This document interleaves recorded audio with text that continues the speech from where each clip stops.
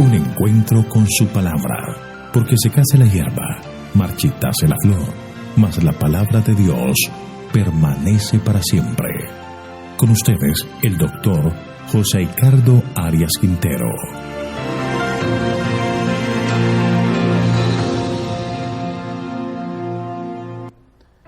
Hoy vamos a estudiar Segundo de Reyes, capítulo 4, el aceite de la viuda. Voy a invitarte para que oremos. Eterno y bondadoso Dios, santificado sea tu nombre. Te agradecemos, Padre eterno, porque hoy nos concedes un día más de vida y nos das la oportunidad de conocer el camino, la verdad y la vida. Por eso al abrir la Escritura solicitamos la unción de tu Santo Espíritu, para que tengamos la sabiduría suficiente de poder aplicar estas enseñanzas a nuestra vida personal. Gracias, Señor, por venir en auxilio de nuestra débil fe, pues lo pedimos en el nombre de Jesús. Amén. En esta sección del libro que estamos estudiando, el autor sagrado ha escogido algunas anécdotas relacionadas con Eliseo para confirmar que recibió de Elías el don de hacer milagros. Esto ayudó a que la gente entendiera lo que era el servicio a Dios. Su obra de reformador lo llevó a hacer declaraciones públicas tendientes a producir una reforma entre el pueblo de Israel. Elena de White destaca la obra de Eliseo al decir: la obra de Eliseo como profeta fue en algunos aspectos muy diferente a lo que había sido la de Elías. A esto fueron confiados mensajes de condenación y juicio. Su voz expresó reprensiones intrépidas e invitó al rey y al pueblo a apartarse de sus malos caminos. Eliseo tuvo una misión más práctica.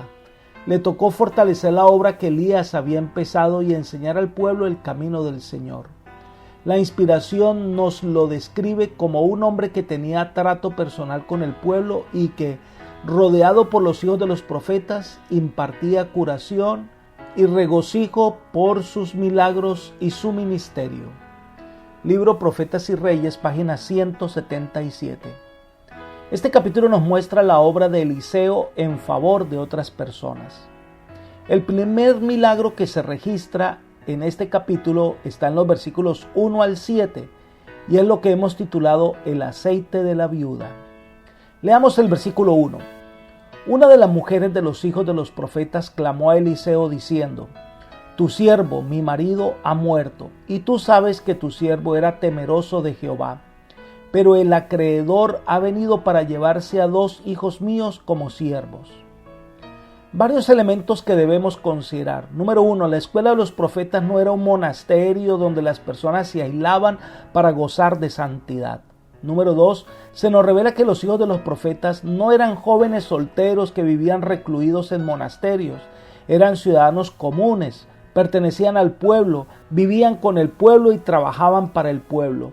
En vez de interesarse solo en sí mismos y de morar juntos en austeras comunidades, procurando así llegar a la santidad, por el contrario vivían para el bien de la nación, no buscando su propia ganancia material, sino el bien público de quienes los rodeaban. En tercer lugar, se describe a una viuda casada con un hijo de profeta y que este era un hombre fiel, adorador del Señor. La influencia de Elías y Eliseo habían fomentado por todo el país la adoración al verdadero Dios. En cuarto lugar, la ley de Moisés admitía la servidumbre como medio de pagar una deuda, no como esclavo, sino como criado, como extranjero, y exigía que toda persona vendida de esa manera solo sirviera hasta el año del jubileo. Parece que en ese caso el acreedor no había reclamado su derecho sobre los hijos mientras vivía el deudor, y cuando éste murió, demandó los servicios de aquellos para pagarse la deuda del padre. Leamos los versículos 2 al 4. Eliseo le dijo: ¿qué puedo yo hacer por ti? Dime qué tienes en tu casa. Ella respondió: tu sierva no tiene ninguna cosa en la casa sino una vasija de aceite. Él le dijo: ve y pídeles vasijas prestadas a todos tus vecinos. vasijas vacías, todas las que puedas conseguir. Luego entra y enciérrate junto a tus hijos. Ve llenando todas las vasijas y poniendo aparte las que estén llenas. Eliseo hace la pregunta: ¿qué puedo hacer por ti? Este es en el sentido de que era un hombre bondadoso, amigable, compasivo, que se interesaba en la gente y estaba dispuesto a ayudar. Y entonces le dice: ¿qué tienes en tu casa? Saben, Dios usa lo que tenemos. Sus recursos y su poder no tienen límites. Y fácilmente podría haber suplido la necesidad de la mujer sin la ayuda de su vasija de aceite. Pero tomó lo que ella tenía y añadió su bendición. A Moisés Dios le preguntó: ¿qué tienes en tu mano? Una vara. Dios la usó para hacer muchas señales. De la misma manera Dios está dispuesto a hacer lo mismo. Lo único que espera es que le permitamos a Él obrar. Dios puede usar el talento más sencillo y hacer una gran obra en favor de los demás. La mujer le dijo que solo tenía una vasija de aceite. La vasija de aceite no era gran cosa, pero en las manos de Dios y con su bendición fue suficiente como para suplir todas las necesidades de la viuda. Sigamos leyendo lo que pasó en los versículos 5 al 7. Se fue la mujer y se encerró con sus hijos. Ellos le traían las vasijas y ella echaba el aceite. Cuando las vasijas estuvieron llenas, dijo a uno de sus hijos: tráeme otras vasijas. No hay más vasijas, respondió él. Entonces cesó el aceite. Ella fue a contárselo al hombre de Dios, el cual dijo: ve, vende el aceite y paga a tus acreedores. Tú y tus hijos vivid de lo que queda. La respuesta de la viuda sería la medida de fe y como consecuencia también la medida de lo que habría de recibir de parte del Señor. Si su fe hubiera sido poca, habría recibido poca. Si fuera mucha, pues recibiría mucho. La viuda consiguió todo lo que podía de vasijas. Sus hijos le ayudaron y llenaron todas las vasijas que encontraron y pidieron prestadas. La fe y obediencia de la viuda engendraron fe y obediencia en sus hijos. La fe produce fe y la obediencia de uno fomenta la obediencia de otros. Entonces no habían más vasijas y el aceite cesó. Dios cesa de dar cuando el ser humano no está preparado para recibir más. La milagrosa provisión de aceite no cesó hasta que se hubo llenado la última vasija. Ella va al profeta y le cuenta lo sucedido. El profeta le dice que con parte del aceite que venda, ella podrá pagar a sus acreedores y el resto serviría para que ella pudiera suplir la necesidad de su familia. Solo había pedido que sus hijos fueran librados de la esclavitud, pero debido a su pobreza aún tenía muchas necesidades. Dios, que satisfizo las necesidades de la viuda, constantemente da a todos sus hijos bendiciones mucho mayores que las que ellos piden. La segunda sección del capítulo es la historia de Eliseo y la tsunamita, versículos 8 al 37. Esta es una historia bastante interesante que vamos a estudiar por partes. Leamos el versículo 8.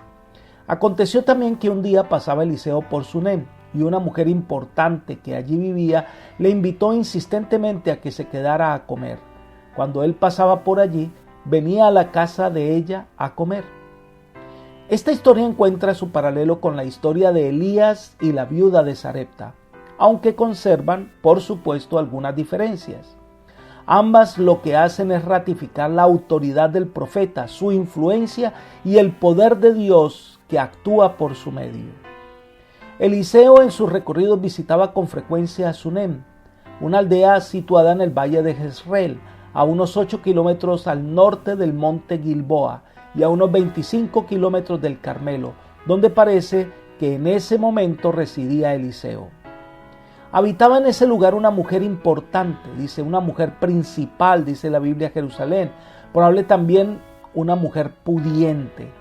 Ella le insistió que fuera a su casa a comer. Eliseo era objeto de la hospitalidad de este hogar acomodado. Los siervos de Dios tienen la misma necesidad de alimento y abrigo que sus prójimos y aprecian las bendiciones de la comunión y amistad cristianas que muchas veces les hace feliz y agradable la vida. Entonces la familia de Sunem hace algo interesante, versículos 9 al 11. Entonces la mujer dijo a su marido: mira, Yo sé que este que siempre pasa por nuestra casa es un santo hombre de Dios. Te ruego que hagamos un pequeño aposento de paredes. Pongamos allí una cama, una mesa, una silla y un candelabro, para que cuando Él venga a visitarnos se quede en él. Aconteció que un día vino él por allí, se quedó en aquel aposento y allí durmió. Es interesante la actitud de esta dama. A pesar de que era una mujer influyente con ciertas comodidades, era una persona dispuesta en ayudar a los demás. En este caso apreciaba el ministerio de Eliseo y cuando venía con frecuencia a Sunem no tenía un lugar donde llegar. Así que ella pensó, voy a hacer una habitación, le contó a su marido y se propusieron hacer un lugar donde hubiese una cama, una mesa, una silla, un candelabro. Y Eliseo, por supuesto, cuando llega, se siente muy agradecido por ese detalle. Y cada vez que iba a Sunem, ya tenía un lugar agradable donde llegar y descansar. Elena de White hace el siguiente comentario. Eliseo acudía a menudo a este retiro, agradecido por la tranquila paz que le ofrecía. Y Dios no pasó por alto la bondad de la mujer, y el Señor recompensó su hospitalidad con el don de un hijo. Libro Profetas y Reyes, página 178. Eliseo estaba muy agradecido, y el Señor va a recompensar la hospitalidad de esta mujer. Leamos los versículos 12 al 17. Entonces dijo a Giezi, su criado, llama a esta sunamita. El criado la llamó y cuando ella se presentó ante él, Eliseo dijo a Giezi, dile, ciertamente te has mostrado solícita hacia nosotros con todo este esmero. ¿Qué quieres que haga por ti? ¿Necesita que hable por ti ante el rey o al general del ejército? Yo habito en medio de mi pueblo, respondió ella. ¿Qué pues haremos por ella?, dijo él. Y Giezi respondió, ella no tiene hijos y su marido es viejo. Llámala, dijo Eliseo. Él la llamó y ella se paró en la puerta. Entonces Eliseo le dijo, el año que viene, por este tiempo, sostendrás un niño en tus brazos. Ella dijo, no, señor mío, varón de Dios, no te burles de tu sierva. Al año siguiente la mujer concibió y dio a luz un hijo en el tiempo que Eliseo le había dicho.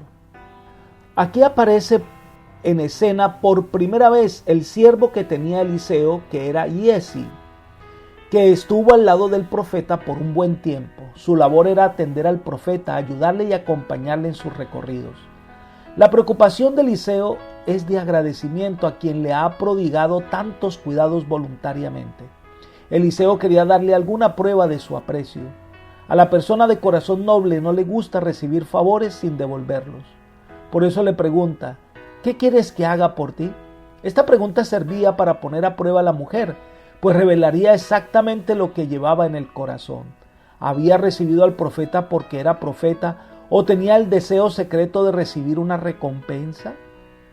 Lo que entendemos es que esta mujer no necesitaba nada y nada le pidió a Eliseo.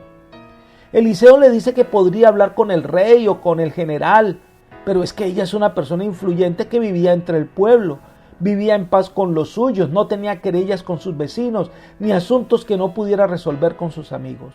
Su comunidad era apacible y tranquila, y el rey y sus siervos no podrían hacer nada que le hiciera más feliz la vida. ¿Qué podríamos hacer por ella?, pregunta Eliseo. No era fácil hacer algo por una persona que era feliz y que materialmente tenía todo lo que necesitaba. Pero Eliseo persistió en averiguar en qué podría serle útil. Entonces Giezi le recuerda que esta mujer no tiene hijos y su esposo ya es mayor. Aunque deseara de todo corazón tener un hijo, creía que ya no sería posible porque su esposo era viejo. Además, toda mujer hebrea consideraba que no tener hijos era una maldición. Así que la mandó a llamar. Ella vino, pero se quedó en la puerta, ya que no era correcto que una dama entrara a la habitación de un hombre. Y Eliseo le anuncia que el próximo año, por esa misma época, ella tendrá en sus manos a un hijo. Ella reacciona pidiendo que no la engañara, presentándole una esperanza que no podría cristalizarse. Y resulta que al año siguiente se cumplió la palabra del profeta. Ella tuvo un hijo. Lo que es imposible para los hombres es posible para Dios. Pero no todo lo que ocurrió era un jardín de rosas. Hubo también grandes pruebas y dificultades. Leamos los versículos 18 al 21. Y el niño creció, pero un día en que vino a ver a su padre que estaba con los segadores, comenzó a gritarle: ¡ay, mi cabeza, mi cabeza! Llévalo a su madre, dijo el padre a un criado. Este lo tomó y lo llevó a su madre, la cual lo tuvo sentado sobre sus rodillas hasta el mediodía, cuando murió. Subió ella entonces, lo puso sobre la cama del hombre de Dios y cerrando la puerta, salió. Este incidente ocurre varios años después, cuando el niño tenía suficiente edad para trabajar en el campo con los segadores. Debido al sol, quizás en una insolación, él sintió mucho dolor de cabeza. Y estando tan desalentado que el padre ordenó que lo llevaran a la casa, su madre lo recibió, lo puso en su regazo y allí murió. Esto debió partir el corazón de esta noble mujer. En la vida del mortal, en este mundo de pecado, la tristeza no está muy distante de la alegría, las lágrimas de la risa, la vida de la muerte. El hijo de la tsunamita había llenado de alegría el hogar, pero también le causó gran angustia. El Señor lo había dado a la tsunamita, pero la muerte le reclamó como suyo a su hijo. Ella, nostálgica, triste, preocupada, toma al niño y lo pone en la cama donde dormía Eliseo. Entonces acude al profeta para encontrar respuestas. Leamos los versículos 22 al 28. Luego llamó a su marido y le dijo: te ruego que envíes conmigo a alguno de los criados y una de las asnas para que yo vaya corriendo a ver al varón de Dios y regrese enseguida. ¿Para qué vas a verlo hoy? No es luna nueva ni día de reposo, dijo él. Quédate tranquilo, respondió ella. Después hizo ensillar el asna y dijo al criado: guía y adelante, no hagas que me detenga en el camino, sino cuando yo te lo diga. Partió pues y llegó al monte Carmelo, donde estaba el varón de Dios. Cuando el varón de Dios la vio de lejos, dijo a su criado Giezi: ahí viene la tsunamita. Te ruego que vayas ahora corriendo a recibirla y le digas: ¿te va bien a ti? ¿Les va bien a tu marido y a tu hijo? Bien, dijo ella. Cuando llegó a donde estaba el varón de Dios, en el monte, se asió de sus pies. Giezi se acercó para apartarla, pero el varón de Dios le dijo: déjala, porque su alma está muy angustiada, y Jehová me ha ocultado el motivo, no me lo ha revelado. Ella dijo: ¿acaso le pedí yo un hijo a mi señor? ¿No te dije que yo no te burlaras de mí? Hay algo interesante en el relato. Era la época de la cosecha y todos los hombres y los animales de este gran establecimiento estaban ocupados en el campo. Sin embargo, ella, después de que dejó a su niño en la alcoba donde dormía el varón de Dios, le pidió los servicios de un criado y de un asno. Como una mujer noble, le informa a su esposo que va a ir a buscar al varón de Dios. El esposo se extraña. No hay ningún acontecimiento especial o una fiesta religiosa para que ella fuera a ver al profeta. Ella le dijo tranquilo. No le reveló lo que iba a hacer, porque era probable que la desanimara en ese propósito, porque el niño estaba muerto y no había nada que hacer. Así que para evitar inconvenientes no le cuenta la razón de su encuentro con Eliseo. Se trataba de un asunto de fe y lo mantuvo en estricta reserva entre ella y Dios. Por difícil de resolver que sea un problema, cuando lo ponemos en las manos de Dios podemos tener la completa seguridad de la solución. La respuesta no siempre será exactamente lo que deseamos, pero podemos tener paz e inclinarnos con humildad y sumisión ante la voluntad divina.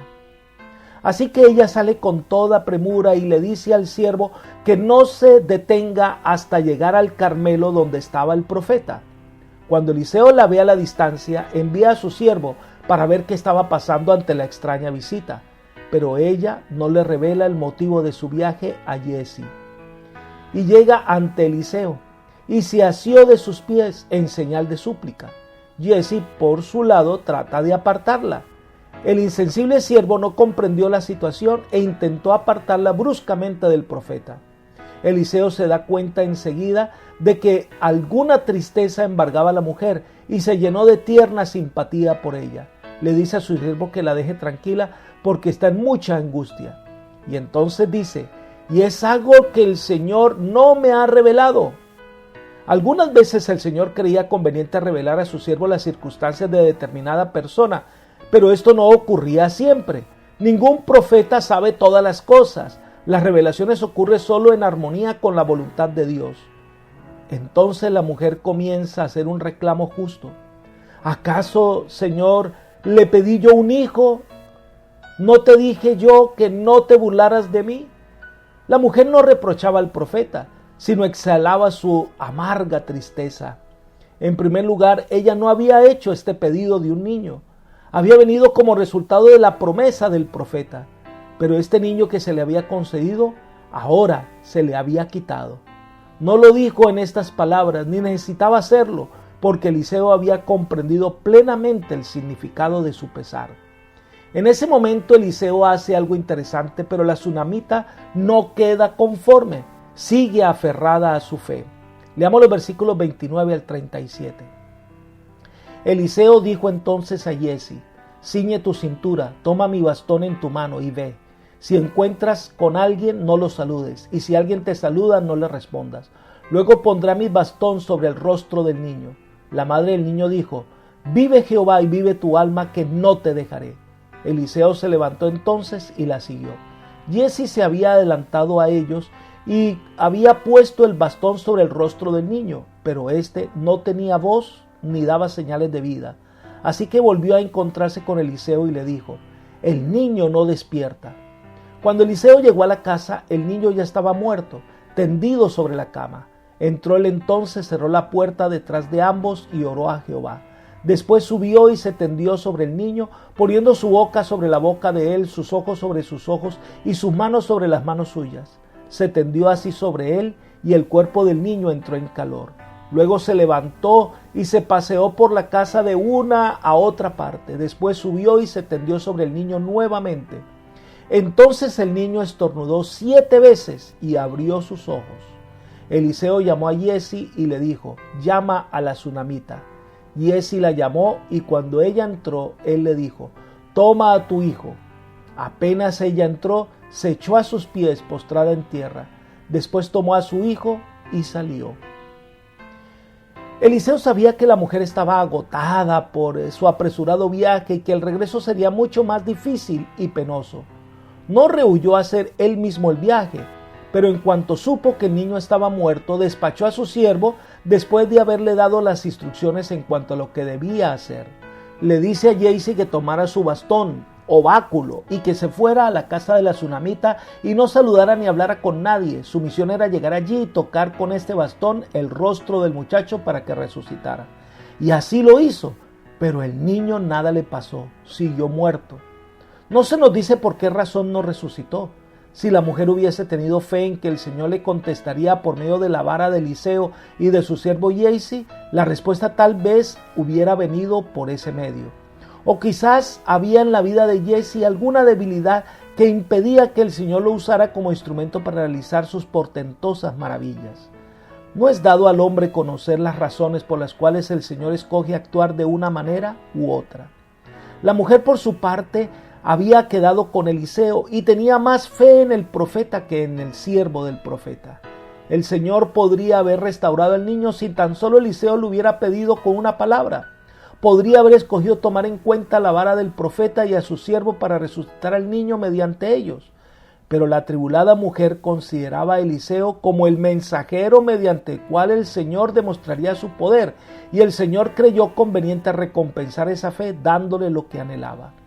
Así que Eliseo se dispone a viajar con la tsunamita y llega a su casa. Giezi le informa que el niño no despierta, lo que indica que Giezi esperaba que ese acto hubiera sido suficiente para que el niño resucitara, pero no fue así. El profeta entró donde estaba el niño y se colocó sobre él y oró. Se levantó, caminó por la habitación, volvió a orar, se echó sobre el niño para darle calor. El niño despertó, estornudó 7 veces y quedó sano. La oración hubiese sido suficiente. No tenemos explicación por qué Eliseo decidió usar ese método. El cuerpo del profeta pudo haber comunicado calor al cuerpo del niño muerto, pero no fue esto lo que le devolvió la vida. Mediante Cristo, quien dio la vida en el principio, el niño fue resucitado. Este fue un milagro, un acto que solo Dios podía realizar. Eliseo entonces llama a Giezi, le entrega al niño y lo llevan a su madre, que feliz le abraza. Su hijo ha resucitado. Esta será la escena que podemos experimentar cuando Cristo venga por segunda vez, y aquellos seres queridos nuestros que aceptaron a Jesús como su Salvador y que la muerte nos separó, en ese día seremos reunidos otra vez. La mañana de la resurrección se acerca y debemos estar preparados.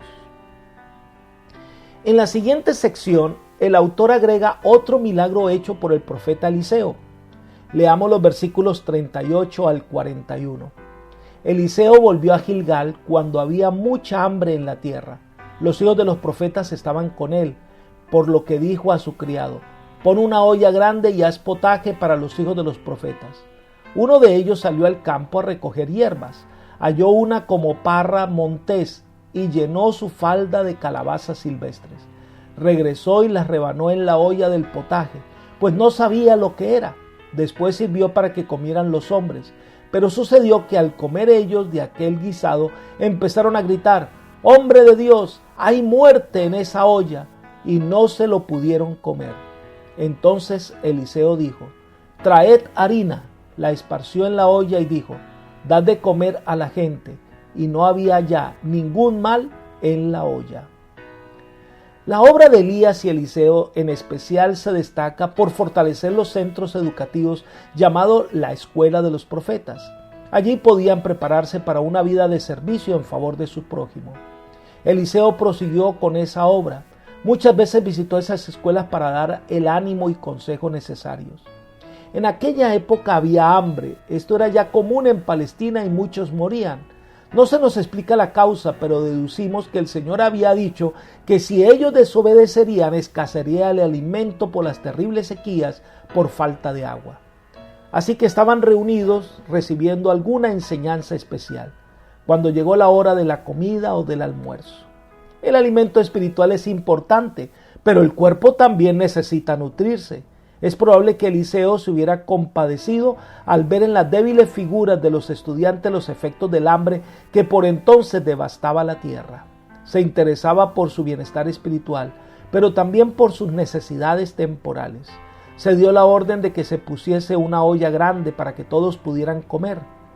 En esa época no había nada en el campo de cultivo. Debido a la escasez de alimento, es evidente que los estudiantes de las escuelas de los profetas se vieron obligados a salir al campo a buscar lo que pudieran encontrar. Al salir, uno de los jóvenes tomó algunas plantas para poder darle sabor a la comida. No se ha identificado con precisión el tipo de planta que aquí se menciona. Algunos han pensado que sería un tipo de pepino o calabaza silvestre, que tenía la forma de un huevo y un gusto amargo. Cuando se lo come causa dolor y el efecto de un fuerte purgante. Los jóvenes pudieron confundir estos pepinos silvestres con los que se cultivaban, que eran muy apreciados como alimento. El hecho de que un hombre sea profeta no le da todos los conocimientos, ni lo exime de ejercer cuidado y precaución. Este joven, como no conocía la naturaleza de las plantas que tenía ante sí, pues juntó veneno y puso en peligro la vida de todos los que participaron del fruto de su trabajo. Al probarlo se dieron cuenta que estaba amargo, es decir, se dieron cuenta que el alimento era venenoso. Nadie podía comerlo. Entonces el profeta envía a traer harina que se esparce en el potaje y él mismo queda sano y podía comerse. La harina es un alimento saludable y daba vida y salud a los que participaban de ella. En la mano del profeta se convirtió en un símbolo de vida que contrarrestó los malos efectos de la semilla de la muerte. En esto hay muchas lecciones espirituales. El Evangelio de Cristo es el pan de vida para todos los que están condenados a muerte. No importa durante cuánto tiempo o con qué proporción el pecador haya participado del fruto malo de la muerte, en el Evangelio hay poder para sanar y restaurar. Pero hay algo más. Dios se preocupa por nosotros en las cosas más sencillas de nuestra vida, como las que necesitamos para poder vivir. Llegamos entonces al final de este significativo capítulo con los versículos 42 al 44. Entonces llegó un hombre de Baal-Salisa, el cual trajo al hombre de Dios primicias de pan, 20 panes de cebada y trigo nuevo en su espiga. Y Eliseo dijo: da a la gente para que coma. Su sirviente respondió: ¿cómo podré servir esto a 100 hombres? Pero Eliseo insistió: da a la gente para que coma, porque así ha dicho Jehová: comerán y sobrará. Entonces el criado les sirvió, ellos comieron y les sobró, conforme a la palabra de Jehová. No se distingue exactamente la ubicación de la aldea de donde venía este hombre, pero en un hombre ferviente que trae unos panes dedicados como primicias. En el presente caso, un fiel adorador de Jehová presentó las primicias a Eliseo, varón de Dios. Mucho antes de esto, los sacerdotes levíticos se habían retirado del reino del norte. ¿Se acuerdan que lo estudiamos, verdad? Y es probable que algunos de los piadosos varones de Israel hubieran reconocido a los profetas como representantes de Jehová, a quienes podían entregar las ofrendas que la ley requería que se dieran a los sacerdotes. En Palestina se acostumbraba a usar la cebada como alimento para los animales, aunque también se hacía panes de cebada para el consumo de las personas, pero se lo consideraba inferior al trigo. Pero también trajo panes de trigo que crecía en su huerta. Eliseo conocía las necesidades del lugar, y el alimento que traía este hombre era de gran alivio, pero no era suficiente.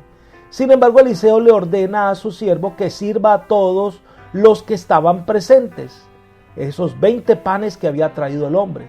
El siervo, basado en lo que ve, dice que es imposible servir 20 panes a 100 hombres.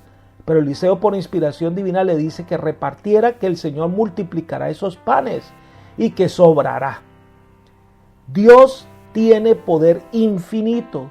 Sus recursos pueden satisfacer las necesidades de todos.